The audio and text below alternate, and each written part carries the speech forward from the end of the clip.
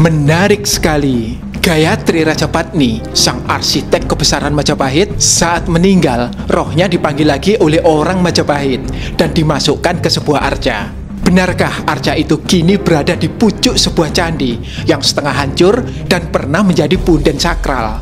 Apa rohnya masih di sana, seperti yang diyakini warga? Bukan kata saya ya. Dan benarkah candi ini menjadi titik magis pematah kutukan terbesar di tanah Jawa yang merenggut nyawa raja-raja? Oke teman-teman, kita masih di Indonesia, tepatnya di Candi Boyolangu, Tulungagung, Jawa Timur. Dan candi yang kita telisik dibangun di abad yang sama saat Kekaisaran Mali di Afrika mencapai puncak kejayaan dipimpin Mansa Musa I, raja terkaya sepanjang sejarah dunia. Yuk, kita ke sana.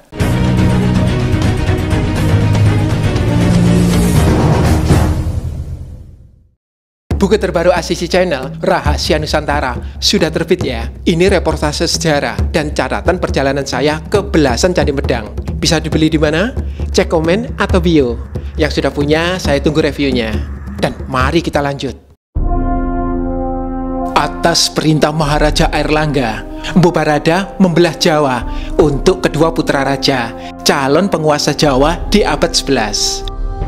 Kucuran air dari kendi sang empu menarik batas gaib yang tak boleh dilanggar dan disegel kutukan. Jawa pun terbelah menjadi dua, Kerajaan Janggala dan Panjalu. Nagara Kertagama memberitakan titik magis yang merupakan tugu atau pusat batas gaib itu ada di Kamalapanda. Banyak sejarawan modern menduga raja-raja Janggala dan Panjalu alias Kadiri tumpas akibat kutukan ini. Bahkan di masa Singasari, Maharaja Kertanegara yang mencanangkan politik Dwi Pantara pun tewas secara tragis. Keampuhan kutukan Mpu Barada yang diyakini menelan nyawa raja-raja pernah saya ulas pada tautan di atas atau di deskripsi. Pada abad 14, Majapahit bangkit dan berupaya menyatukan Nusantara. Akankah kutukan Mpu Barada menjadi ganjalan? Untungnya, di Majapahit hidup Gayatri Rajapatni. Gayatri, istri Dyawijaya, pendiri Majapahit, adalah putri bungsu Maharaja Kertanegara dari Singasari. Kuat dugaan, ialah yang mentransformasi politik ayahnya menjadi politik Mandala Nusantara Majapahit melalui ikrar Gajah Mada, orang yang paling dipercayainya. Dalam kesaksian prapanca dan diperkuat prasasti Geneng II, Gayatri lah pangkal kuasa di Majapahit yang mendudukkan Ratu Tribhuwana Tunggadewi di atas tahta.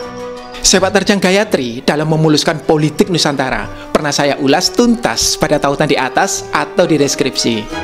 Menurut saya, kemungkinan kutukan Mpu Barada hanya menyerang raja-raja bermahkota yang ingin menyatukan kembali wilayah Janggala dan Panjalu. Maka Gayatri pun menyiasati kutukan dengan memahkotai Tribhuwana putrinya, lalu menunjuk Gajah Mada sebagai eksekutor penyatuan. Padahal nih, otak sejati dari politik penyatuan Nusantara adalah dirinya, sang Cakrawartin tanpa mahkota, penguasa tanpa tahta. Cerdas kuwi, timbang akali rakyat, maut sing diakal.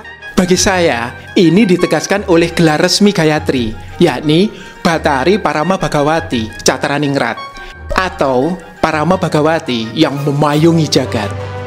Meski Gayatri tidak pernah berkuasa sebagai ratu, gelar itu jelas senada dengan yang disandang para Cakrawartin, yakni Catraning Bawana, yang artinya juga memayungi jagat. Misalnya Airlangga berdasar prasasti Gandakuti, dan Kertanegara berdasar prasasti Sarwadharma. Karena sebenarnya tugas para Cakrawartin adalah melindungi dunia. Dan agaknya rakyat Majapahit pun sepakat bahwa Gayatri berhasil mematahkan kutukan Mpu Barada. Makanya ketika sang ibu suri meninggal pada tahun 1350 Masehi, ia dicandikan persis di tugu batas gaib Mpu Barada di Kamalapanda. Tujuannya, saya duga buat mengunci kutukan itu untuk selamanya, agar ekspansi Majapahit tak menelan korban. Candi itu pun dinamai Pratnya Paramitapuri, yang berarti Istana Pratnya Paramita. Bahkan nih, pengurus yang ditunjuk adalah Mpu Jianawidi, yang dianggap jelmaan dari Mpu Barada. Sayang, lokasinya kita belum tahu pasti. Tapi ada loh, candi yang memang diperuntukkan bagi Pratnya Paramita dan diyakini masyarakat sebagai candinya Gayatri. Karena letaknya di Boyolangu, Tulungagung, maka nama resminya adalah Candi Boyolangu. Penasaran, apa ya iso ya candi kuwi menangkal kutukan mantanku? Motivasi yang aneh, tapi ya sudah, langsung kita berangkat. Budal! Dari kota Malang, saya harus berkendara sekitar 3 jam menuju Kabupaten Tulungagung. Tuh, kita sudah sampai. Wah, areanya berpagar rapi. Terlihat ya, Candi Boyolangu berbahan bata merah. Mambu-mambu Majapahit nih. Meski tentu saja, kita gak bisa menentukan era candi dari materialnya saja. Ayo, kita mulai dari sisi paling selatan. Yang tinggal bagian alasnya ini adalah Candi Pewara atau pengiring. Lihat, ukurannya lebih kecil. Masih ada sudut yang agak utuh dan menyisakan sedikit keindahan. Pecahan-pecahan batu candi dikumpulkan di tengah. Di antaranya ada umpak dan lape atau alas arja. Begitu saya bergerak ke utara, ketemu deh Candi Induk Boyolangu. Dan di sana ada... Kui mas, penampakan Gayatri. Heleh, sabar ya, kita skip dulu untuk menelusur struktur di sisi utara. Ternyata ini juga sisa alas Candi Pewara atau pengiring. Tapi beda ya dengan yang tadi, ini denahnya persegi panjang. Di tengahnya berderet motif tapak dara yang jelas dan mencolok. Ini menarik karena tapak dara biasanya untuk menolak bahaya. Pokoknya enek tapak darah, berarti kowe ora oleh mlebu. Aku iki bocah apik lho, yo seneng nabung. Swear. Mempertimbangkan fungsi itu, saya jadi bertanya-tanya, apa mungkin struktur ini adalah aling-aling? Jangan-jangan pintu masuk area Candi Boyolangu di masa lalu ada di sisi utara. Ayo, kini kita ke bangunan tengah yang lebih besar dan merupakan Candi Induk. Denahnya persegi sama sisi dengan 3 tingkat membentuk mandala yang makin ke atas makin kecil. Gimana? Terlihat nggak biasa kan? Tenang, saya jelaskan. Yang terbawah ini adalah upapita, alas dari seluruh bangunan Candi Boyolangu. Tiba orang mung ning Candi Muaro Jambi, ning kene yo enek. Ciri khasnya ada pelipit Padma di antara pelipit-pelipit rata. Masih terlihat ya jejak hiasan tapak dara yang memutari candi, berselang-seling dengan hiasan oval. Lanjut ke atas, ke lapis 2 dan 3. Nah, sebenarnya itu adistana yang menyangga kesucian pada atau badan utama candi di atas upapita tadi. Jujur, makin ke atas saya makin deg-degan karena yang mengagumkan justru ada di titik termagis Candi Boyolangu. Di puncak Candi Boyolangu ada sebuah arca yang cukup besar, nyaris setinggi badan manusia. Arca ini, teman-teman, menimbulkan perdebatan yang cukup pelik. Nanti kita bedah ya. Ia dikelilingi 11 umpak dan ditudungi bangunan kayu buatan warga. Kalau umpaknya sebanyak ini, berarti dulu di atas sini ada bangunan organik yang megah. Jadi, jangan dibayangin Candi Boyolangu ini utuhnya mirip candi lain, seperti Candi Kidal, Candi Jago, atau Candi Jabung ya. Beda model ini. Perhatikan, arcanya sendiri jelas adalah Pratnya Paramita Dewi, alias Bunda Agung para Buddha. Walah, patung ikan dedes ta mas. Ya ndak apa-apa kalau masyarakat lebih familiar dengan nama itu. Gara-gara arca Pratnya Paramita Dewi dari Singosari yang diidentikan dengan Ken Dedes. Tapi arca seperti ini aslinya bukan Ken Dedes ya. Dalam ajaran Buddha Mahayana terdapat 6 paramita atau 6 jalan menuju kesempurnaan. Salah satunya adalah Pratnya atau kebijaksanaan. Nah, arca Pratnya Paramita Dewi adalah wujud dari kebijaksanaan sempurna yang melampaui segalanya. Bagi para pengikut jalan tantra, arca ini adalah alat visualisasi menuju kondisi sunya atau hampa. Nek aku cukup dipegat pas sayang-sayangi, auto hampa perasaanku. Kok gitu juga konsepnya, bro? Tuh, lihat, arca Pratnya Paramita Dewi di Candi Boyolangu digarap cukup detil dan indah. Ia duduk di atas Padmasana ganda. Perhatikan pilihan-pilihan rambutnya, urat di batang teratainya, bahkan motif kawung di busananya masih bisa kita nikmati keindahannya.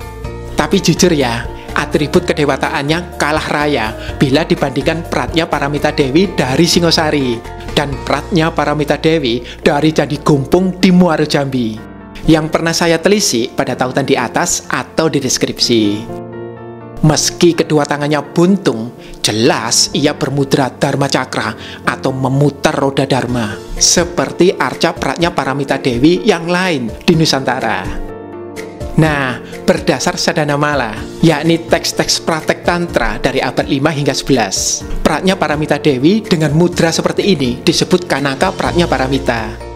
Warnanya emas dan merupakan satu dari 3 Pratnya Paramita utama.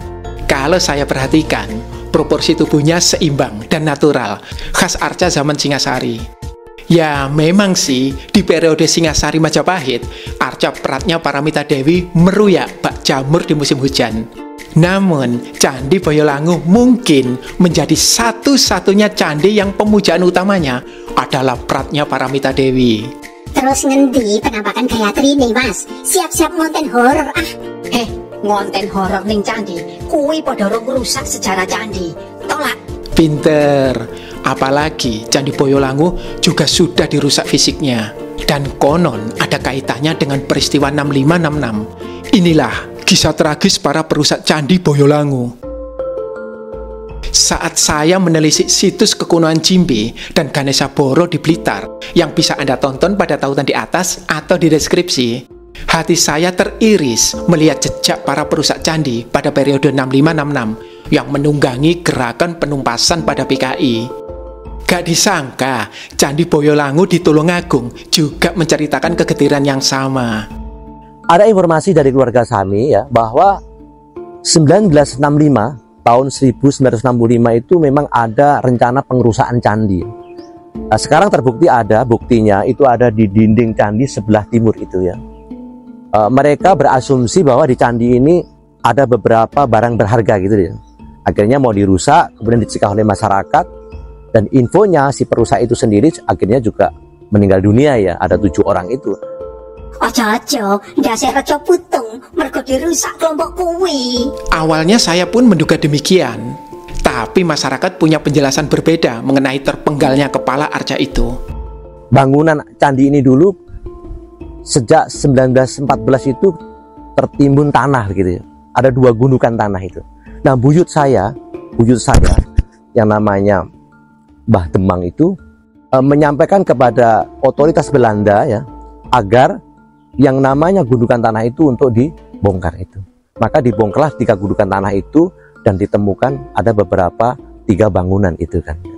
Dan pada saat pembongkaran 3 gundukan itu, gundukan yang paling besar di tengah itu diketemukan sebuah arca yang sudah terpenggal kepalanya, dan arca itu sudah turun dari padmasananya itu.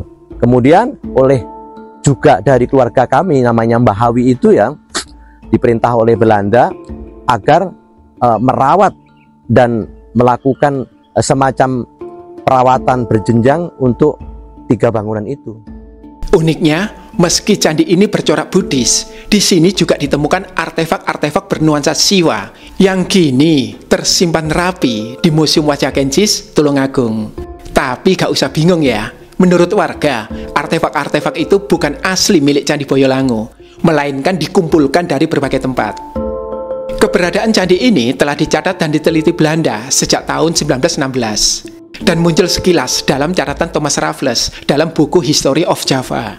Arkeolog N.G. Krom melaporkannya sebagai punden gilang yang saat itu konon sangat dikeramatkan masyarakat.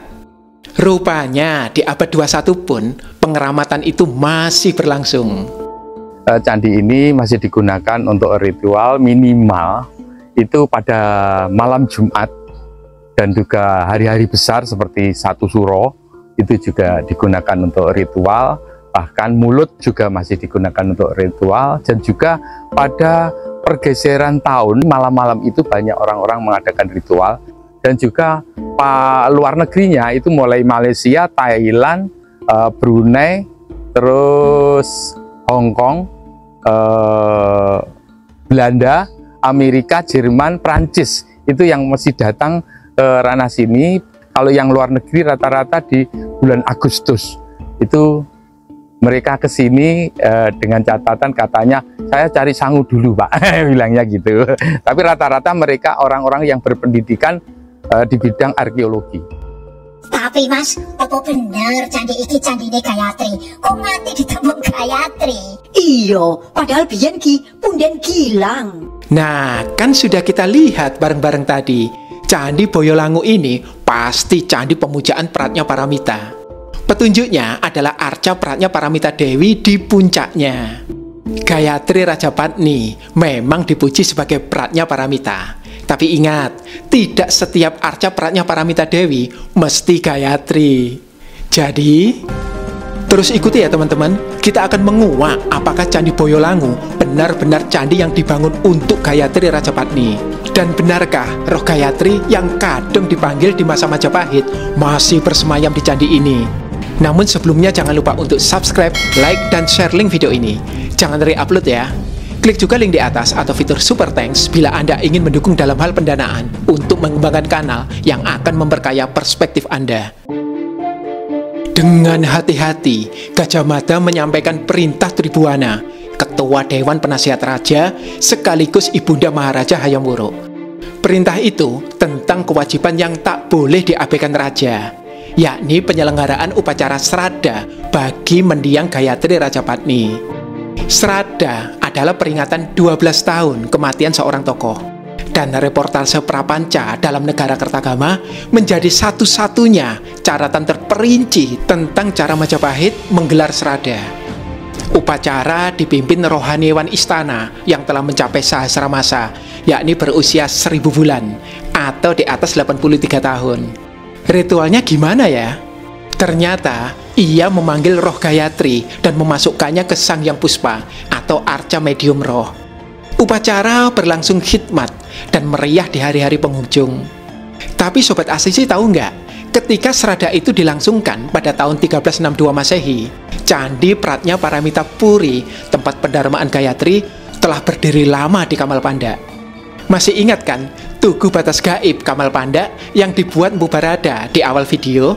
Nah, usai perayaan Sraddha, istana menggagas untuk membangun satu lagi candi bagi Gayatri yang dinamai Wisesapura. Lokasi yang dipilih adalah Bayalangu, dan lagi-lagi Mpu Jianawidi ditunjuk sebagai pengurusnya. Dari sini timbul dugaan bahwa Bayalangu adalah nama kuno untuk Kecamatan Boyolangu di Tulungagung. Ya mirip sih, Bayalangu karo Boyolangu. Tapi apa ya kudu ngono? Kalau masyarakat sana jelas yakin Candi Boyolangu adalah candinya Gayatri. Bahkan dipercaya sosok Ibu Suri Majapahit ini masih bersemayam di sana. Pernah ada suatu penampakan dalam arti wujud beliau yang sifatnya itu abstrak. Tapi ini ukuran bagi orang-orang yang sudah terbuka hatinya. Tapi yang belum terbuka hatinya belum bisa.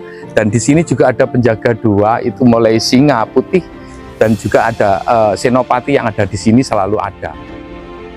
Terlepas dari benar tidaknya kepercayaan ini, ternyata Candi Boyolangu menyimpan misteri yang jauh lebih besar, karena masih ada simpang siur mengenai lokasi asli Candi Gayatri. Adanya rencana pembangunan Candi Wisesapura bagi Gayatri di Bayalangu, sebagaimana laporan Nagara Kertagama, membuat para sejarawan modern menduga bahwa Candi Boyolangu lah bangunan yang dimaksud. Ayo, kita cek langsung ke sumber ya. Ternyata nama Bayalangu muncul 2 kali dalam Nagara Kertagama. Di Popo 69 sebagai calon lokasi Candi Gayatri atau Wisesapura, dan di Popo 19 sebagai lokasi yang dikunjungi rombongan Hayam Wuruk saat berpesiar ke Lumajang pada tahun 1359 Masehi. Nah, berhubung rombongan Hayam Wuruk berangkatnya melalui Pantura, penulis dan budayawan Hadi Sidomulyo menduga Bayalangu terletak di sekitar Kecamatan Bangil, Pasuruan. Sebab jika Bayalangu ada di Boyolangu, Tulungagung, itu terlalu jauh dari jalur yang dilalui rombongan Hayam Wuruk. Sayangnya, Hadisidomulyo yang sempat menapak tilas perjalanan Hayam Wuruk gagal menemukan toponimi Bayalangu di Pasuruan. Ia juga nggak menemukan candi besar tempat Pratnya Paramita dipuja. Wis jelas mas, nang ngendi-ngendi Bayalangu ya cocoknya dadi Boyolangu. Yakin amat. Tapi untuk sementara bolehlah. Toh bisa jadi Bayalangu yang disebut Nagara Kertagama Pupuh 19 gak sama dengan Bayalangu di Pupuh 69. Mungkin kebetulan saja namanya sama.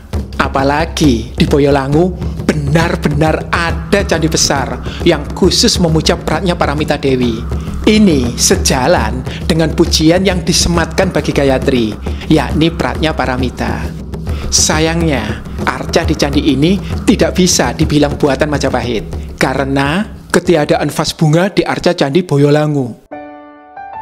Nagara Kertagama menceritakan saat upacara Srada, roh Gayatri dipanggil dan dimasukkan ke sebuah arca medium, yakni Sang Hyang Puspa yang ukurannya setinggi orang berdiri. Informasi ini cocok dengan ukuran arca Pratnya Paramita Dewi di Candi Boyolangu. Tapi lihat, arca ini diapit batang terate yang tumbuh dari akar. Agak beda ya dengan ciri khas Majapahit, yang teratenya biasa muncul dari jambangan.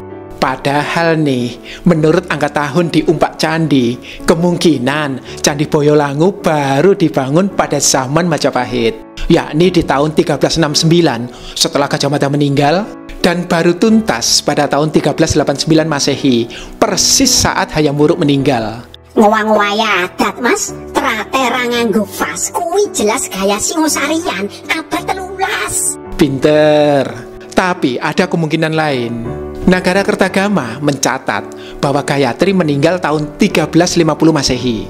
2 tahun kemudian, Tanah Kamal Panda yang diyakini masyarakat Majapahit sebagai tugu batas gaib Mpu Barada, ujuk-ujuk disucikan dan dirituali oleh Mpu Jianawidi. Masih ingat kan pengurus utama bagi candi-candi Gayatri? Jadi kemungkinan tahun 1352 itulah pembangunan candi Pratnya Paramita Puri di Kamal Panda sebagai pendarmaan bagi Gayatri. Itu kurang dari 1 dasawarsa saat Gayatri memerintahkan Aditya Warman merenovasi Candi Jago dan menerbitkan Prasasti Manjusri. Sekarang perhatikan arca dalam Prasasti Manjusri yang juga tidak memperlihatkan teratai dalam jambangan sebagai ciri Majapahit, meski Aditya Warman adalah pejabat Majapahit. Jadi saya menduga kemungkinan arca Pratnya Paramita di Candi Boyolangu ini bukan berasal dari sini. Namun, ia berasal dari masa yang nggak jauh-jauh dari Prasasti Manjusri yang berangkat tahun 1343 Masehi, ketika ciri-ciri Singasari belum sepenuhnya hilang. Lalu, arca ini diletakkan di Candi Pratnya Paramita Puri, Kamal Panda, menjadi ajang pesiaran pejabat Majapahit. Ketika Candi Wisesapura di Bayalangu, yang diduga adalah Candi Boyolangu ini, tuntas, mungkin arca dari Kamal Panda ini dipindah ke sana, entah kenapa. Tibake wiwit zaman Mojopahit wis enek naturalisasi tukar pemain khusus reco. Saya duga sih arca itu dipindah karena pusat kekuasaan mulai gonjang-ganjing pasca ditinggal mangkat oleh Prabu Rajasanagara alias Hayam Wuruk. Apalagi memang pernah kejadian ada arca pendarmaan yang raib atau dipindah ke tempat lain. Misalnya arca pendarmaan Kertanegara di Candi Jawi yang menurut Nagara Kertagama raib dari tempatnya. Namun, apakah itu juga yang terjadi di Candi Boyolangu? Semuanya masih menjadi misteri. Terlepas dari benar tidaknya Candi Boyolangu sebagai pendarmaan Gayatri Rajapatni, paling tidak kepercayaan masyarakat akan candi ini mengingatkan kita pada sosok sesepuh Majapahit itu. Ia merelakan haknya atas tahta demi ketentraman negerinya. Segenap kemampuannya ia curahkan demi memberi warisan terbaik bagi rakyatnya. Jelas Gayatri sangat visioner melihat melampaui orang-orang di zamannya.